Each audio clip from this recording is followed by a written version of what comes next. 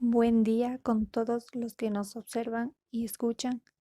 En el siguiente video vamos a explicar sobre la autorregulación como teoría de aprendizaje. Al hablar de autorregulación, se hace referencia a los procesos que usan los aprendices para concentrar sistemáticamente sus pensamientos, sentimientos y acciones en el logro de sus metas. La aplicación de la autorregulación al aprendizaje comenzó como fruto de la investigación psicológica sobre el desarrollo de autocontrol en adultos y niños.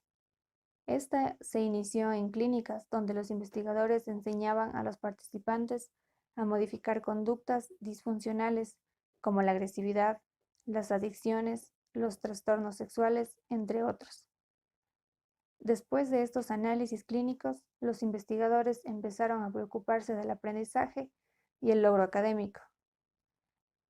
La autorregulación ha sido tratada por diferentes teorías del aprendizaje.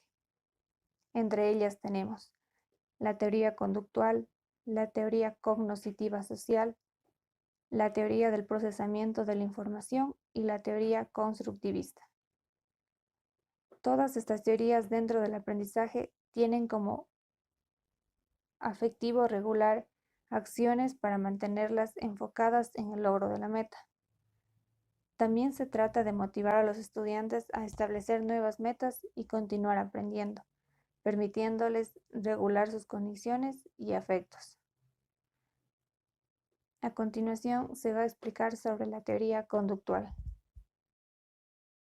La teoría conductual se deriva en gran medida del trabajo de Skinner, donde se enfatiza el establecimiento de estímulos y condiciones con el propósito de disminuir las conductas disfuncionales y sustituirlas con conductas más adaptadas. Esta teoría está conformada por tres subprocesos, que son la autosupervisión, la autoinstrucción y el autorreforzamiento.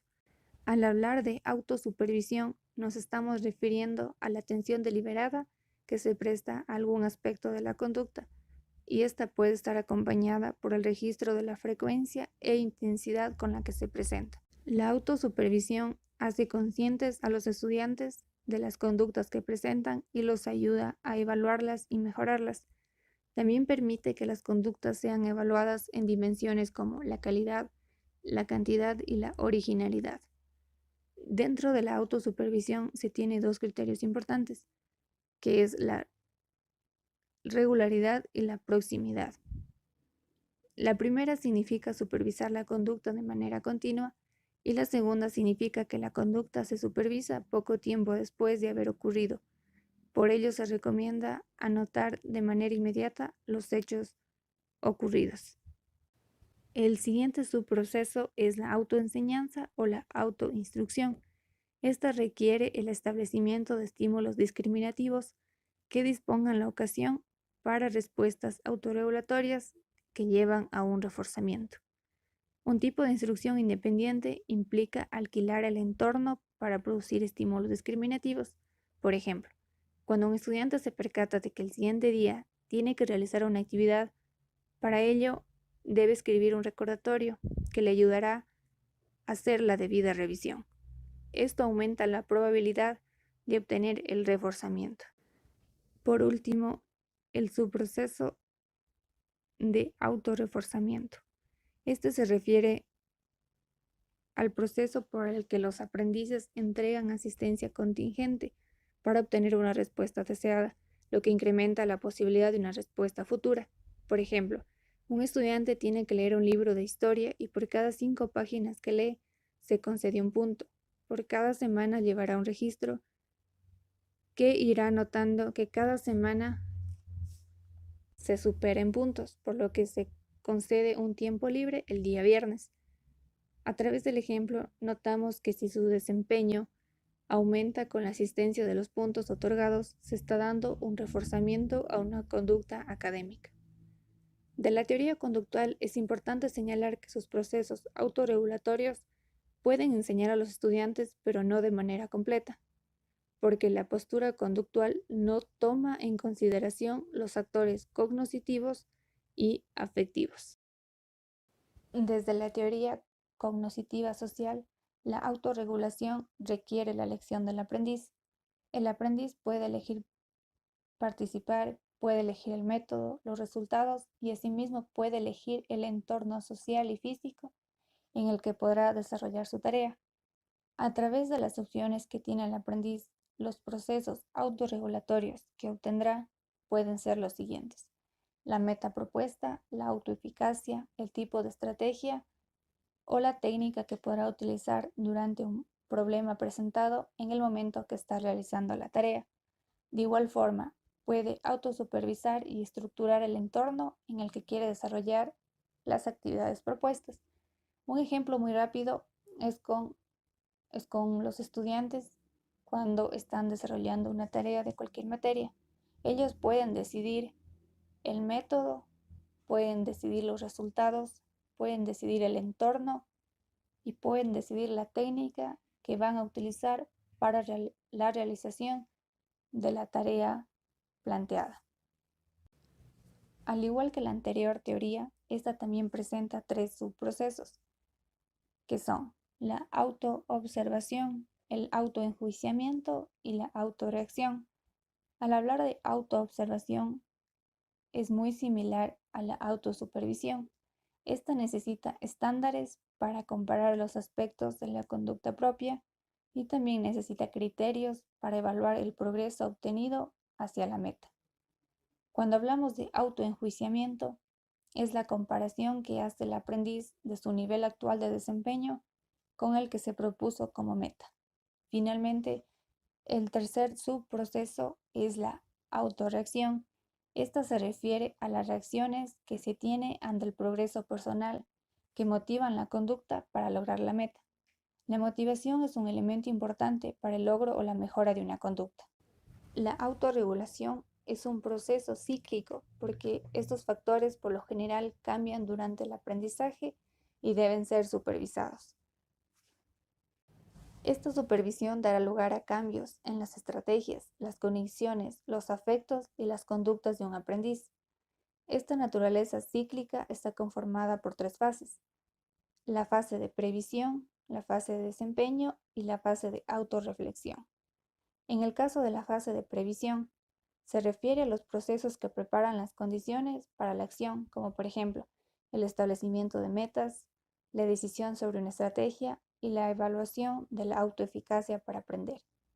En la siguiente fase, que es la fase de desempeño, esto involucra procesos que ocurren durante el aprendizaje e influyen en la atención y la acción, como la aplicación de estrategias y la supervisión del progreso. Y en la última fase, que es la fase de autorreflexión, esta ocurre durante las pausas y después de completar la tarea. Los aprendices responden a sus esfuerzos, estableciendo nuevas metas, adaptando nuevas estrategias y haciendo atribuciones sobre los resultados. Con respecto a la teoría del procesamiento de la información, esta ha evolucionado para incluir procesos cognitivos y motivacionales de autorregulación. Esta teoría ve al aprendizaje como la codificación de la información en la memoria a largo plazo y relaciona el nuevo conocimiento con la información existente. Cuando la información está organizada y es significativa, es más fácil integrarla al conocimiento ya existente y hay más probabilidades de recordarla. Desde la perspectiva del procesamiento de la información, se desarrollaron tres fases, que son definición de la tarea, tácticas de estudio y adaptaciones. Con respecto a la primera fase, los aprendices procesan información sobre las condiciones que caracterizan la tarea, con el fin de definirla claramente. En la segunda fase, los aprendices toman decisiones sobre una meta para poder elaborar un plan, el mismo que debe incluir estrategias relevantes de aprendizaje. Cuando empiezan a aplicar estas estrategias, pasan a la tercera fase denominada táctica de estudio, generándose así una cuarta fase, donde los estudiantes introducen adaptaciones a sus planes con base en sus evaluaciones. Esta fase es opcional porque si el plan original funciona, no es necesario realizar adaptaciones. En cada una de estas fases ocurre un procesamiento de la información que da como resultado un nuevo producto o una nueva información. A partir de esta teoría se plantean estrategias de aprendizaje. Las estrategias de aprendizaje son planes cognitivos orientados hacia la realización exitosa de una tarea. Estas incluyen actividades como elegir y organizar la información, repasar el material a aprender, relacionar el nuevo material con la información que se posee en la memoria y aumentar el significado de lo que se contiene. Las estrategias también incluyen técnicas que crean y mantienen un clima de aprendizaje positivo. Para poner en práctica estas estrategias de aprendizaje se las puede establecer mediante métodos como por ejemplo el repaso, la elaboración y la organización de la información. Bien, todas las teorías conductuales expuestas anteriormente por la compañera Marcia tienen distintos métodos. Muchos de estos ayudan a los estudiantes a afrontar problemas como la ansiedad y desarrollan en ellos creencias positivas. Uno de estos métodos es la denominada técnica afectiva. ¿Qué son estas técnicas afectivas? Estas permiten tener un clima psicológico favorable para aprender, según Wednesday y Mayer en 1986. ¿Cómo? Estos van desarrollando creencias positivas como la autoeficacia y expectativas de resultados mediante plantear metas, establecer un horario y un lugar regular para poder estudiar. Es así como se van creando reglas internas como por ejemplo no hablar por teléfono o en su defecto no ver televisión hasta terminar la tarea. ¿Cuáles son las ventajas de estas técnicas afectivas? Por ejemplo, está el plantearse metas. Este minimiza las distracciones, mejora la concentración, define horarios y rutinas. Esto mediante plantearse metas de aprendizaje generales y subdividirlas en metas de corto y largo plazo, que luego se van evaluando periódicamente y se va viendo cómo la autorregulación va influyendo en el desempeño académico. ¿De qué depende la eficacia de estas técnicas? Principalmente depende de la autopercepción que tiene el estudiante. Algunos modelos verbalizan creencias positivas de logro, como por ejemplo decir que si me esfuerzo me irá bien en el examen, o en vez de estas creencias disfuncionales como no podré aprobar el examen o va a estar muy complicado. Finalmente, Presley y sus colegas recomiendan una serie de pasos para la enseñanza de estas estrategias, como por ejemplo introducir pocas estrategias a la vez, distribuir la práctica en diferentes tareas, ver a los profesores como modelos, personalizar y retroalimentar la enseñanza, mantener la motivación en el estudiante, alentar siempre la reflexión y la planeación habitual. Es necesario enfatizar estos valores en las estrategias para alentar a los estudiantes y que estos les den un buen uso. A continuación hablaremos sobre la teoría constructivista. Las teorías constructivistas enfatizan que la autorregulación implica la coordinación de funciones mentales como la memoria, la planeación, la evaluación y la síntesis. Los alumnos usan las herramientas de sus culturas como el lenguaje y los símbolos para construir significados del contenido en diferentes situaciones.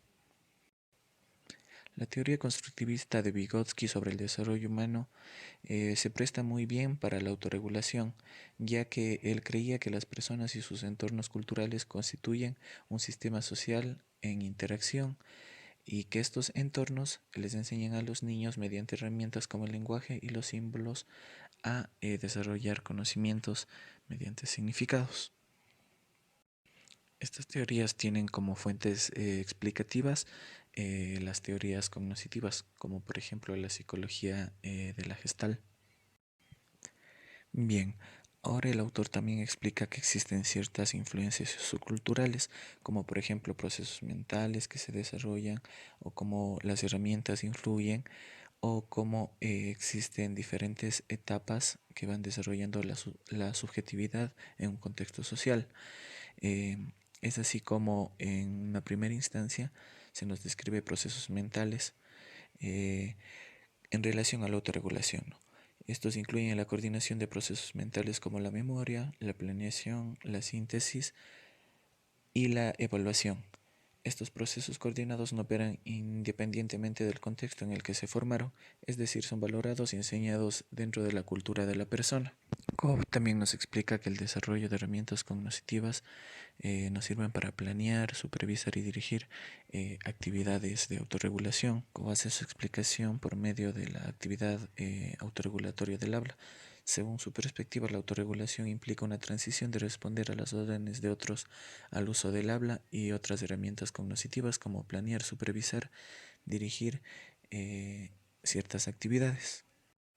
A continuación, Werich nos explica y describe 4 etapas de la intersubjetividad que corresponden a los grados de responsabilidad que mantienen las partes en un contexto social. Es así como al principio el niño no entiende las palabras o gestos del adulto, por lo que en sí no existe una intersubjetividad. Eh, Posteriormente el niño ya va creciendo, madurando y el adulto se vuelve más sensible a la situación que se desarrolla para que él pueda comprender. Es decir, se comparte la situación, aunque la responsabilidad de regular la conducta todavía recae en el adulto. En la tercera fase, el niño ya aprende de la relación entre el habla y la actividad y se responsabiliza de tareas. Finalmente, en la cuarta, a medida que habla se interioriza el pensamiento autodirigido, se completa la intersubjetividad y la autorregulación ocurre de manera ya independiente. Ahora vamos a hablar acerca de ciertas teorías implícitas que existen.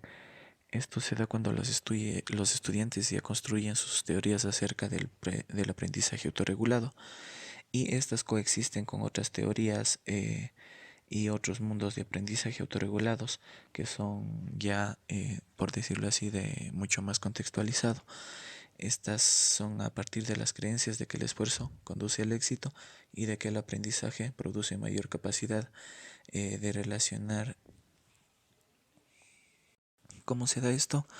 Esta es a base de las habilidades y capacidades académicas que van teniendo los estudiantes, también de su esfuerzo y la influencia de su entorno. Estas coexisten con otras teorías y además se articulan a las de sus propias realidades. Estas son muy contextualizadas, ya que parten desde la percepción de los estudiantes, se construyen en parte por medio de la instrucción directa con otros, como pueden ser como los profesores, los compañeros o los padres, pero también en medida a la reflexión personal acerca del desempeño propio, de los efectos y del entorno y de las respuestas y estímulos que tiene con los demás. Esto puede decirse que es ya una relación con sus pares, es decir, existe una comparación social con sus similares, además de que existe una capacidad y da una posición relativa ya dentro del grupo a este estudiante.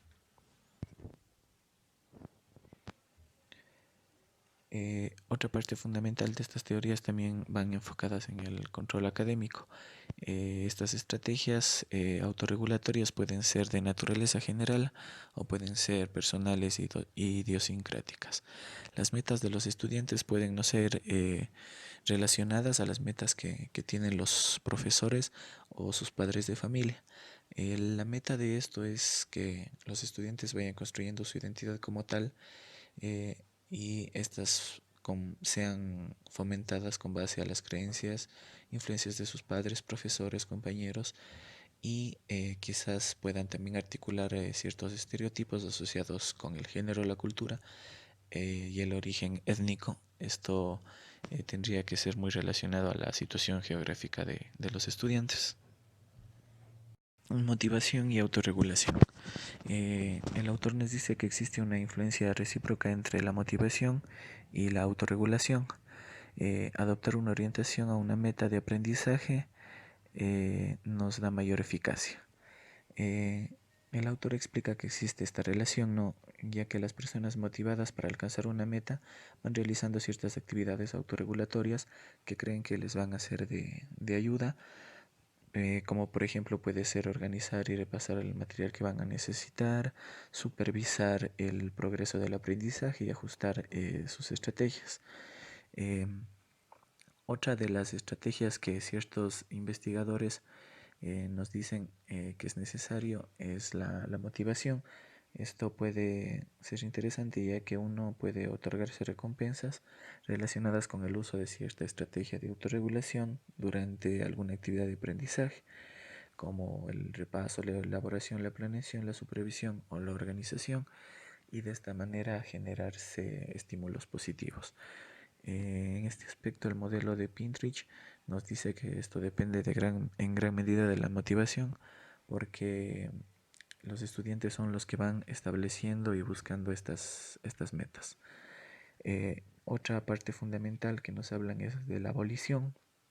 Mm, La abolición se relaciona mucho al valor que los estudiantes asignan al aprendizaje, como dice el autor Ginfield, Hoca y Cloud.